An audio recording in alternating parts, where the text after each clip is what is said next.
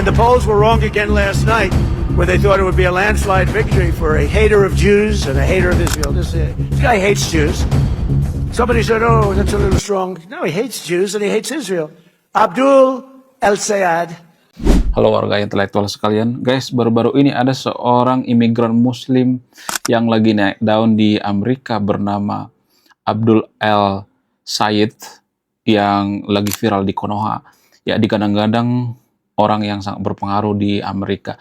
Baru-baru ini, ya, Abdul ini dikata-katain oleh Donald Trump. Donald Trump mengatakan Abdul itu benci dengan Yahudi. Abdul itu anti-Israel. Abdul itu adalah seorang komunis. Nah, yang jadi pertanyaan, apakah benar Abdul El-Sayed ini seorang komunis? Apakah dia bisa menghentikan serangan Amerika terhadap Iran? Kemudian bagaimana dengan background daripada Abdul El-Sayed ini?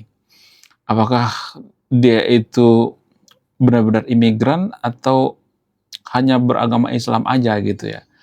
Kemudian kenapa umat muslim bisa menjabat dengan jabatan yang sangat-sangat strategis di Amerika? Apa alasannya? Apakah ini faktor daripada seiman gitu? Apakah karena banyak umat muslim di sana yang memilih El-Sayed ini? Bagaimana fakta yang sebenarnya? Langsung saja kita ke pembahasannya. Mari kita gaskan.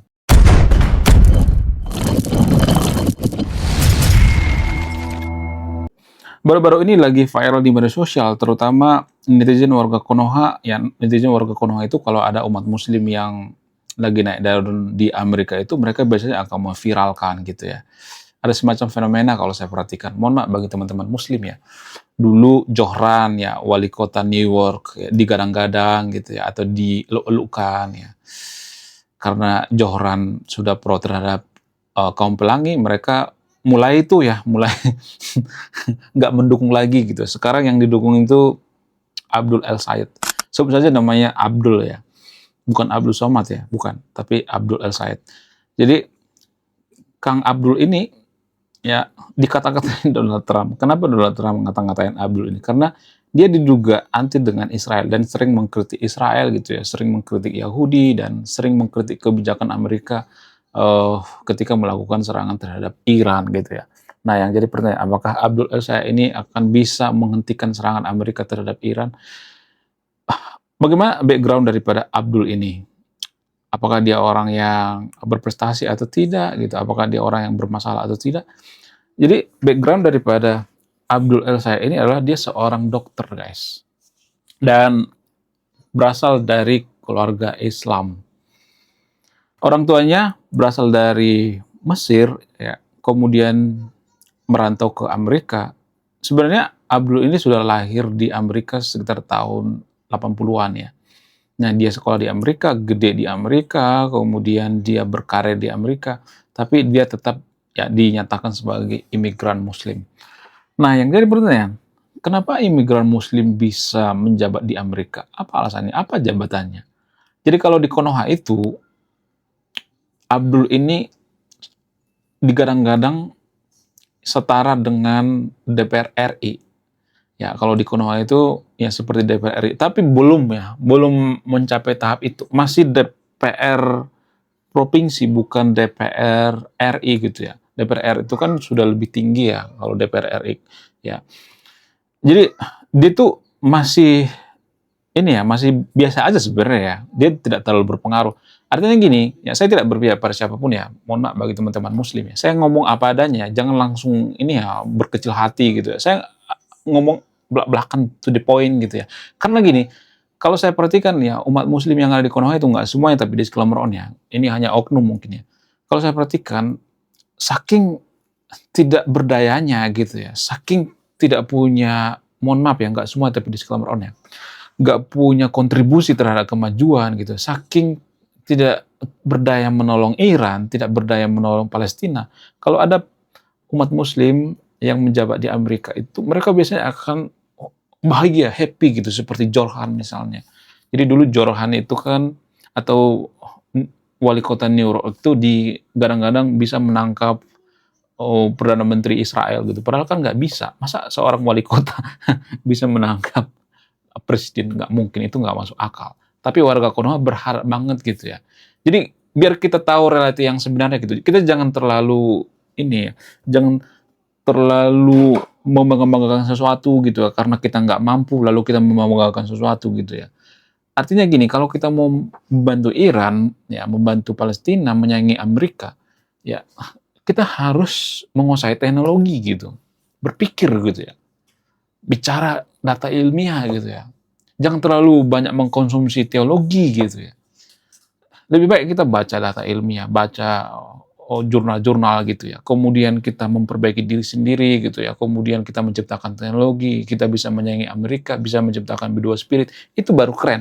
Tapi saking kita tidak berdayanya ya, saking kita tidak punya kontribusi, kalau ada yang baru muncul kita langsung wow gitu ya. Digebur-geburkan gitu. Padahal Abdul itu kalau dia berkuasa di Amerika belum tentu bisa juga menghentikan serangan ke Iran.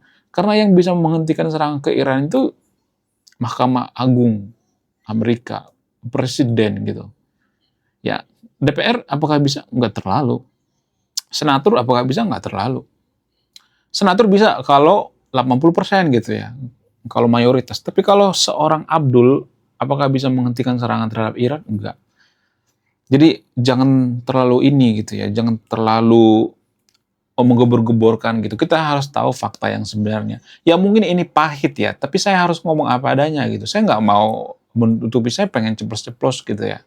Biar kita memahami gitu, kalau kita menyaingi Amerika itu, jangan ada seorang yang lagi naik daun, kita puji gila-gilaan, kita gembor-gemborkan. Jadi kita itu seperti, ya tanpa kita sadari, kita itu seperti ikan gitu ya. Ya, kesana kemari gitu ya. Arahnya nggak tentu gitu ya. Kita mengikuti arus gitu ya. Saya tuh pengen yang nonton video ini mandiri secara intelektual gitu ya, nggak mengikuti arus. Kalau ya misalnya nih ada seseorang yang menggiring kita misalnya, ada umat muslim yang lagi naik daun di Amerika gitu, lalu kita ngikut gitu ya. Jangan seperti itu, harus skeptis dulu gitu ya, berpikir rasional, apakah itu berpengaruh atau tidak. Kayaknya nggak berpengaruh ya, nggak terlalu berpengaruh juga gitu. Jadi tanpa kita sadari, perang antara Amerika dan Iran ini ada untung dan ruginya gitu ya. Jangan bicara kemanusiaan dulu, boleh bicara kemanusiaan, tapi di atas kemanusiaan itu ada untung dan rugi. Amerika menyerang Iran itu karena ada yang diuntungkan gitu. Siapa yang diuntungkan? Ya umat muslim yang ada di Amerika diuntungkan. Ya, mereka juga menikmati kok. Pajak-pajak orang-orang muslim di Amerika itu digunakan untuk beli rudal gitu. Jadi jangan terlalu polos banget gitu ya. Ya, Anda tahu nggak sih? Arab Saudi itu bekerjasama dengan Israel. Ya, perusahaan-perusahaan Israel yang memproduksi senjata, drone, Iron Dome, dan lain sebagainya itu dibiayai oleh Arab Saudi. Bahkan Arab Saudi itu berinvestasi di Amerika itu gila-gilaan. Puluhan ribu triliun gitu. Ya, di Konoha nggak ada apa-apanya. Ya, Arab Saudi nggak peduli dengan Konoha. Jadi biar kita tahu fakta yang sebenarnya gitu ya. Kalau kita mau nyanyi Amerika, ya, mari kita baca buku gitu ya. Minimal baca buku lah gitu ya. Buku yang dibaca itu jangan cuma buku fiksi gitu, tapi buku non fiksi seperti data ilmiah, jurnal dan sebagainya. Biar nggak mudah kita itu terdistrak gitu ya, nggak mudah digiring gitu. Kalau saya perhatikan ya, nggak semua tapi di sekelompok orang ya, umat muslim yang ada di Konoha itu mudah digiring gitu, mudah diarahkan ke sana kemari gitu. Nggak punya kemandirian intelektual gitu. Saking nggak berdayanya gitu ya. Ada satu orang yang naik daun, lalu kita menggembur-gemburkan gitu ya, membanggakan. Ya kalau Abdul ini berkuasa di Amerika, ya bisa aja dia bukan orang yang rajin ibadah gitu ya. Dia nggak peduli dengan agama. Karena gini, ya kalau saya perhatikan umat muslim yang ada di Konoha itu, mereka masih ini ya, berpikir bahwa membangun suatu negara itu atas dasar seiman gitu, seagama. Itu sudah kuno sebenarnya guys. Prinsip semacam itu sudah kuno. Itu prinsip abad zaman ke-7, ke-4, ke-5 gitu. Amerika aja yang mayoritas Kristen, nggak ada tuh yang pengen mendirikan yang namanya khilafah versi Kristen, nggak ada. Jadi berhentilah gitu ya. Teman-teman muslim yang ada di Konoha itu, berhentilah beranggapan kalau kita membangun satu negara itu ya harus seperti khilafah gitu ya. Terus harus kompak semua umat muslim, bawa agama, bawa seiman. Jangan berharap. Amerika tidak akan jadi negara maju kalau mereka bawa ideologi Kristen. Enggak. Ya, boleh-boleh aja Amerika maju dipengaruhi oleh semangat Protestanisme, tapi itu porsinya tidak terlalu mengurusi negara gitu ya. Ya, bisa diprivasi gitu ya. Agama Kristen di Amerika itu bisa diprivasi. Jadi jangan ini ya, jangan terlalu menggebor-geborkan suatu hal gitu ya. Padahal ya bisa aja mereka nggak mendukung kita kan.